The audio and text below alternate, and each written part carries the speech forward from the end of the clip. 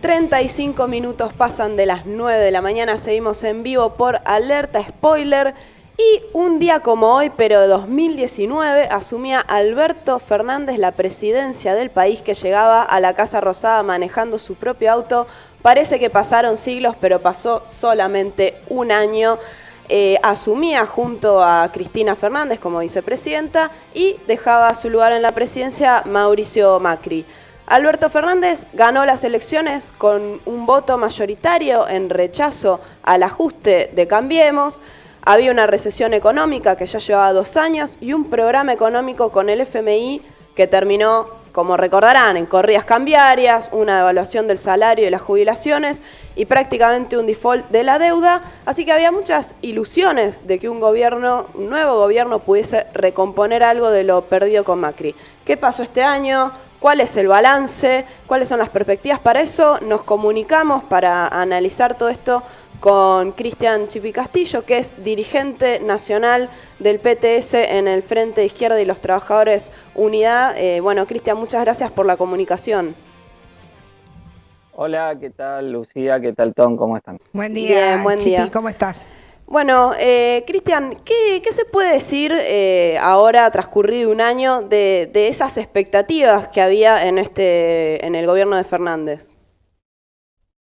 Creo que ya de que efectivamente la pandemia ha planteado condiciones extraordinarias, ¿no?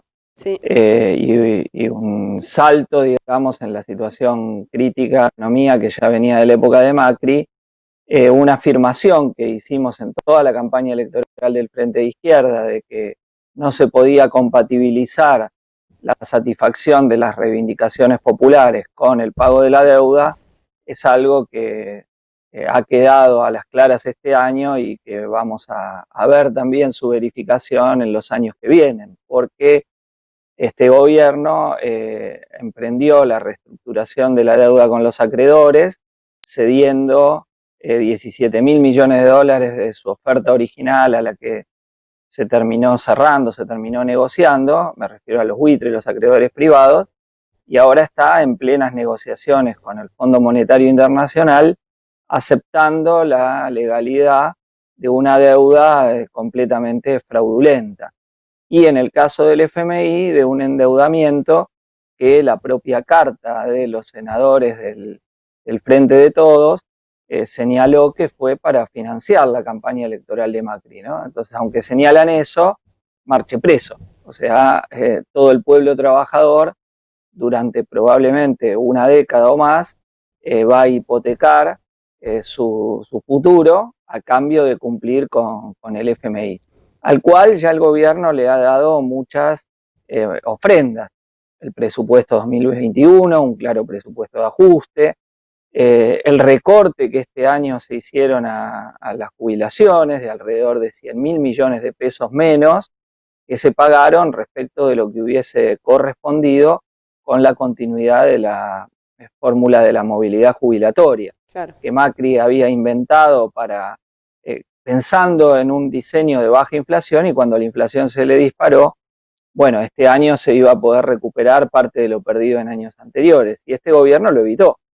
Es decir, claramente hay que ver, digamos, tanto en el presupuesto como en el recorte a los jubilados, la primera etapa, digamos, de la negociación con el fondo, donde el gobierno empieza a realizar el ajuste, y además en la emergencia de la pandemia, por un lado, el ha señalado como Argentina es un país en el cual se ha caracterizado por el aumento de la desigualdad en la pandemia, uno de los 3 donde más creció la desigualdad en la región, y a la vez ha sido un gobierno donde ha continuado la pérdida del salario.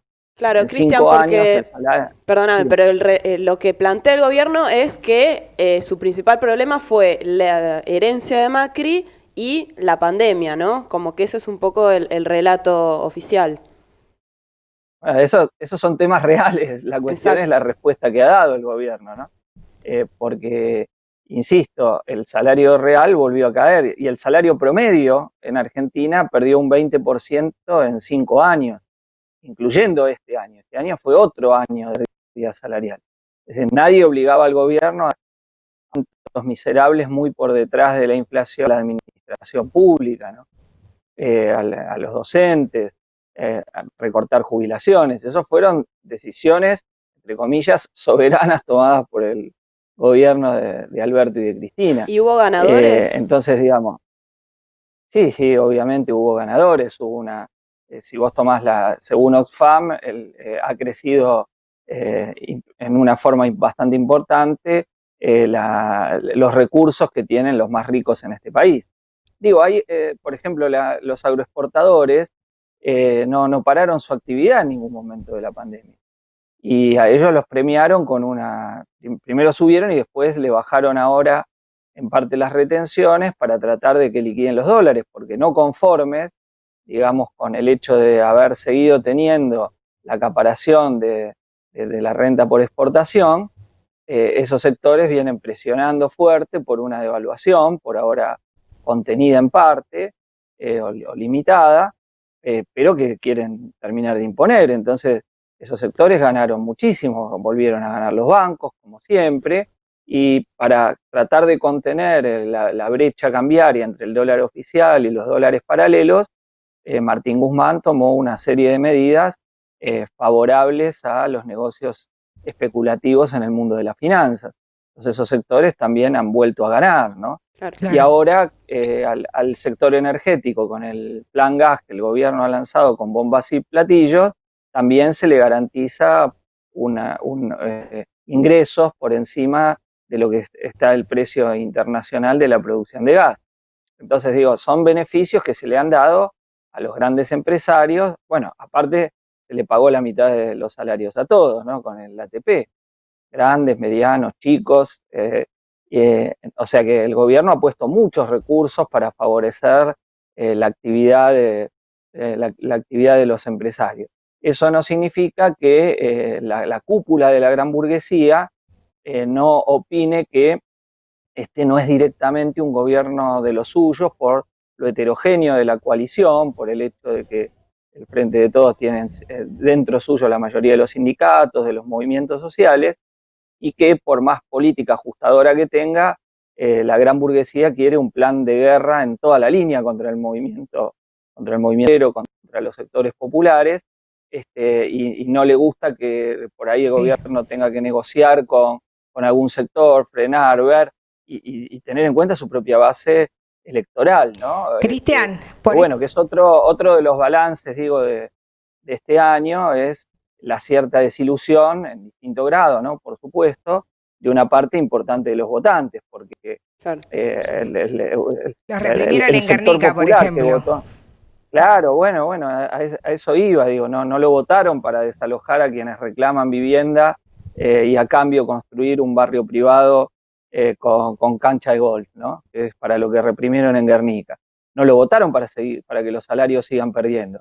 Y por eso ya estamos viendo desde hace algunas semanas una vuelta de la actividad a la lucha de diversos sectores de la clase trabajadora. O sea, no solo lo que fue el pico de las acciones de masas durante toda la pandemia, que fue la ocupación de tierra y en particular la gran lucha de Guernica, sí, sino también de diversos sectores que están reclamando por salario, los autoconvocados de la UOM. Sí, Cristian, antes de ir para ese lado, antes de ir para ver para qué nos preparamos, quería agarrar algo que vos decías. Recién nombraste a la coalición de gobierno, o sea, el Frente de Todos va desde Massa hasta Cristina. Ayer Cristina Fernández de Kirchner volvió a publicar una segunda carta, había mandado una hace unos meses, ayer publicó otra, donde centralmente habla del Poder Judicial. Pero, ¿vos qué opinás? ¿Fue más concesiva con Fernández que en la carta anterior o muestra las mismas tensiones dentro de la coalición? A ver, en la Cristina encontró al Clarín de este gobierno, ¿no? Acuérdense, antes el gobierno de Cristina, cuando todavía estaba Néstor, y después del fallecimiento de Néstor Kirchner, el resto del fin de su primer mandato y toda su segunda presidencia, estaban caracterizadas por una polarización con Clarín, ¿no? Ahora, al que se culpaba de todo, no porque Clarín no tuviese responsabilidad en muchas veces, sino porque eso le permitía autoexculparse. Ahora entra a la corte, pero es evidente que todas estas medidas que estamos mencionando, acuerdo con el reprimir en Guernica, salarios a la baja, acuerdo con los fondos buitre, etcétera, no fueron decisiones que tomó la Corte Suprema. Claro. Entonces, de alguna manera, se quiere encontrar algún culpable frente a la desilusión que están creando la política de este gobierno con una parte de su propia base, ¿no? Esto sin negativamente, muchos de los señalamientos que hace respecto de la Corte Suprema son absolutamente ciertos. Y que lo que pondera, es no necesariamente esta es la visión de elegir la Corte, no necesariamente es la que tiene Alberto Fernández, ¿no? Puede ser un punto efectivamente de fricción en la coalición, pero sobre todo creo que es tratar de darle una explicación a su base, desilusionar o que desilusionarse de por qué no se ha cumplido eso que se cuando empieza a pasar la pandemia, porque la situación de emergencia contuvo muchos reclamos, ¿no? Pero ahora que la emergencia empieza a pasar, por lo menos transitoriamente, esos reclamos vuelven a estar en evidencia, ¿no? Porque otros trabajadores van a perder y ser el pato de la boda de esta crisis. Y la plata no alcanza, la inflación crece cada vez más, y eso es lo que estamos empezando a ver. O continúa el crecimiento de los despidos, que en algunos sectores es muy importante, o sea, calculen ustedes que se habla de una pérdida de 3,7 millones de puestos de trabajo, sobre todo de trabajo no registrado, y la pequeña reactivación que ha habido en el último trimestre es muy limitada para compensar el conjunto de lo que se perdió. Desde ya, esto es un fenómeno más general de la economía capitalista internacional, pero en nuestro país ha golpeado en particular, ¿no? Muy fuerte. Y entonces, también, en esa crisis sentido, de la pandemia... Perdóname, en ese sentido, una de las partes que a mí me llamó la atención de la carta hacia el final es cuando advierte como que la Corte Suprema puede hacer fracasar a este gobierno, ¿no? Como que directamente ya como vos decías, lo pone en esa lista maldita. Bueno, es un intento de encontrar una justificación, ¿no? Pero digamos, las idas y vueltas que tuvo con Vicentín, por ejemplo, no se lo impuso la Corte, fue el gobierno y su propia coalición, un sector le dijo que no, y ahí se quedó. Y así podríamos ir viendo cada una de las medidas que ha tomado el gobierno, ¿no? Entonces, yo insisto, es un intento de conseguir una explicación de por qué el gobierno es un gobierno que no ha satisfecho de ninguna manera la expectativa de sus votantes, ¿no? Que la gran mayoría lo votó para recuperar lo perdido bajo Macri, y eso no solo que no se ha logrado, sino que se ha empeorado, ¿no? Entonces, cuando se empieza a agotar la justificación de que eso fue por la pandemia y no decisiones que se tomaron que agravaron las desigualdades y que favorecieron la continuidad de la pérdida del salario o la pérdida de puestos de trabajo, bueno, alguien hay que culpar que no sea uno mismo, ¿no? En las decisiones que tomó. Claro. Porque, insisto, mantenerse dentro del corsé del Fondo Monetario es una decisión política, ha declarado la deuda odiosa y empezar un camino de resistencia a las imposiciones del capital financiero internacional. En este caso no es así. El gobierno ha dicho lo que hagamos va a ser dentro del corsé del Fondo Monetario, y eso te deja nada de margen para abajo. Claro. Y es evidente lo que queda en evidencia. Por eso yo les decía al comienzo que esa afirmación que hicimos durante la campaña electoral del Frente de Izquierda, que hizo Nicolás del Caño, todas las candidatas y candidatos respecto de que seguir pagando la deuda es incompatible con las necesidades populares, es algo que empieza a quedar cada vez más claramente en evidencia. Y bueno, en la vida hay que elegir, decía Cristian, ellos eligieron el camino de aceptar la deuda odiosa de Macri, ¿no? Y Cristian, de algún modo, este acuerdo con el FMI que ahora se está negociando, que vos dijiste que bueno, ya hay como varias prendas que se estuvieron otorgando, el presupuesto, el recorte a los jubilados, bueno, la nueva fórmula previsional. ¿Cuál es la perspectiva, digamos, ahora frente a esta salida de la pandemia, si es que no hay un rebrote, ¿no? Hacia el año que viene? ¿Para qué nos tendríamos que preparar? Yo creo que para más lucha de clases, porque como está empezando a quedar en evidencia en estas últimas semanas, la clase trabajadora no va a aceptar nuevamente ser la que pierda sin salir a las calles.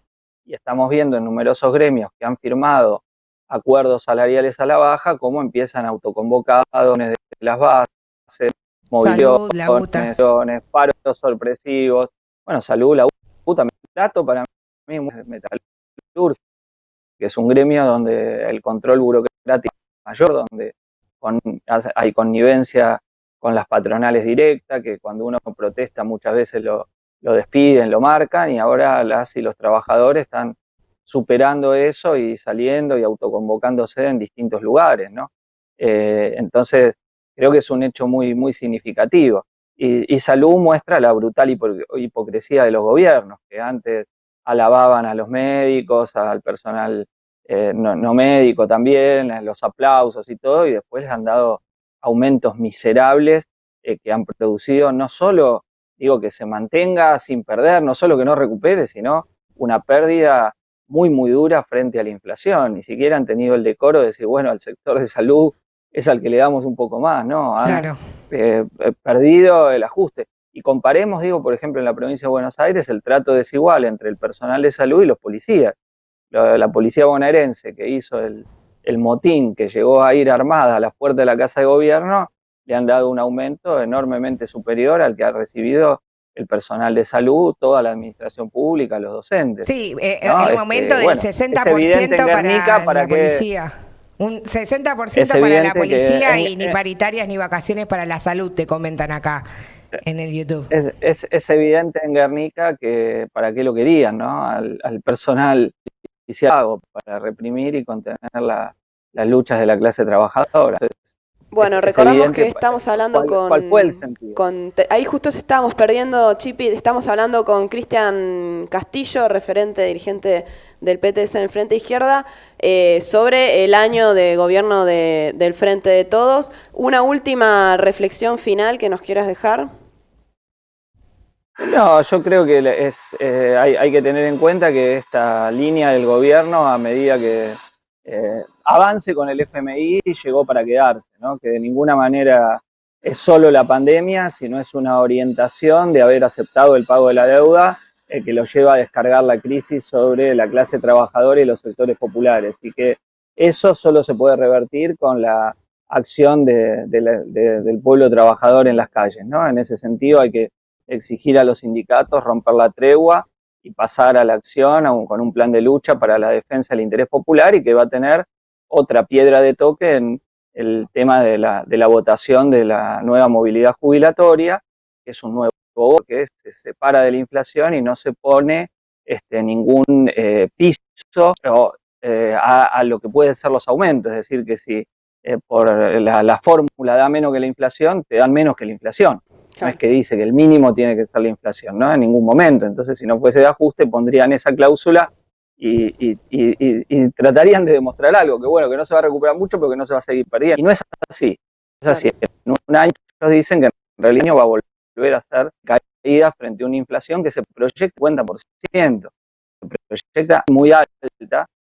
Y bueno, y en ese sentido la importancia está. Fíjense lo perverso, que en el Senado van a hacer la votación el mismo día que en diputados se va a tratar la legalización del aborto, ¿no?